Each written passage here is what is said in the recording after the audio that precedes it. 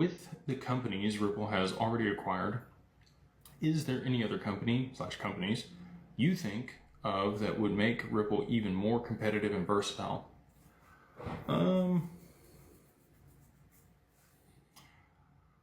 mean, a lot of the ones they acquired last year, I didn't necessarily have on the roadmap. Rail made a lot of sense for the stablecoin component. Palisade made a lot of sense for the licenses and the custody that they have over there in that jurisdiction.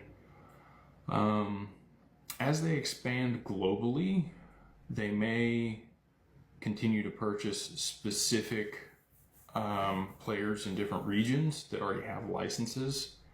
They seem to have acquired the majority of the licenses they need to be able to transact globally at this point. But with that being said, I wouldn't be surprised to see them buy, a broker dealer.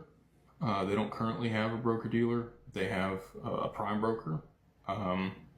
If they are going to get into trading, tokenized securities in the private equity markets or through other means, I don't think that they will acquire a wealth advisor, just based on, at least, in the context I have there. So we originally, custody assets with Standard Custody, and this was 2023 into 2024.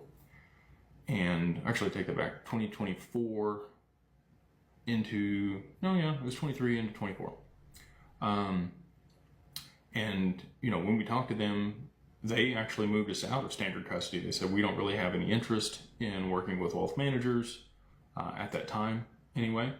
And so, we ended up moving over to Anchorage with Digital Wealth Partners, and I've obviously done really well there. Close to $1 billion in AUM, down a little bit now because of the price action that we've seen here recently. But with that being said, I think that they could acquire a broker dealer. They may get a transfer agent license.